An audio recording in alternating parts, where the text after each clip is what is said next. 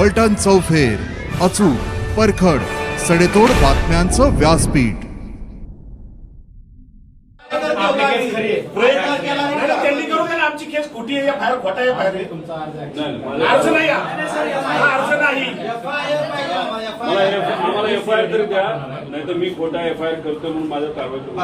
सरकारी कामात आड करायला म्हणून करा. चला आपण सीआयडीला भेटू द्या त्यांच्या इन्व्हेस्टिगेशन. साहेब एक महिना झाला, एक स्टेटमेंट पोलीस साहेब एक महिना झाला, एक स्टेटमेंट तरी आले सीआयडीचं. बरं आम्हाला सांगा, सीआयडी तुम्हाला माहित नसेल कोणाला बोलवलं सीआयडी नाही. त्याचा रोहित सिंग अमेरिकेत जाऊन आला, तो दिल्लीत येऊन बसला, सीआयडी त्याला अजून नाही बोलवलं. व्हीके सिंग जो मालक आहे त्याला अजूनपर्यंत बोलवलं नाही.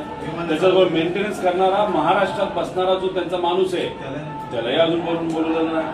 सीसीटीव्ही बद्दल फक्त इथले गोळा केले त्यांनी आम्हाला काल. त्यानंतर तिथं जो जे 2 येणार होते कॅप्टन पायलट ते अचानक कॅन्सल झाले. का झाले त्यांना अजूनपर्यंत बोलवलं नाही, त्यांना नोटीस नाही. आणि डीजीसीच्या कोणत्या अधिकाऱ्यांनी मंजुरी दिली याला? आणि हे आमच्या लेवलला आम्हाला कळलेलं माहिती. आता पब्लिकला तर काहीच माहित नाही. लोकांना माहित नाही. आम्ही घरचे असू, हे 8 तास बसतात. गव्हर्नमेंट प्रेझेंटेशन दिल्लीत दाखवले, मुंबईत दाखवले, ते मोगम नाही साहेब. आणि ठीक आहे, मी प्रेझेंटेशन केलं, चुका केल्या, मला काउंटर फ्री केलं. बारामतीमध्ये पोलीस जर आम्हाला साहेब आमचा एफआयआर घ्या, सीआयडीला द्या ना. तुमच्यावर काय करस्पॉन्डंट झाला का साहेब सीआयडीचा? मी देशाच्या मिनिस्टर साहेबांच्या ऑफिसला पाठवले, डीजीसीला पाठवले. आम्ही एव्हिएशन मंत्री तिथं नसावेत असं म्हणत असलो तरी त्यांच्या मंत्रालयाला मी पाठवलेलं आहे.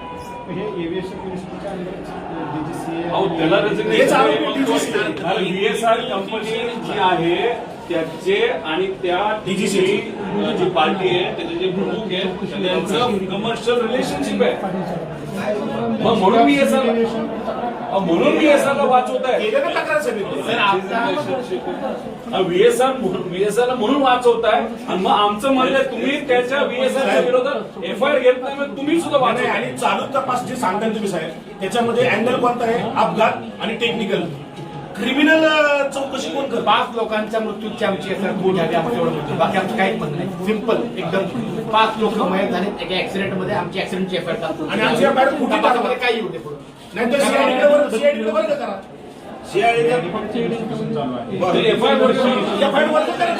इन्व्हेस्टिगेशन त्याच्या फाइंडिंग झाल्या तसं तुम्ही गुन्हा दाखल करणार आहे.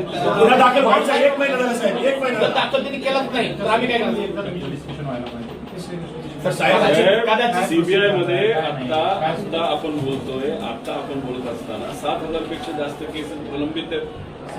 2600 केसेस 10 वर्षाला प्रलंबित आहेत. दादाला न्याय दिला 10 वर्ष थांबू का? आणि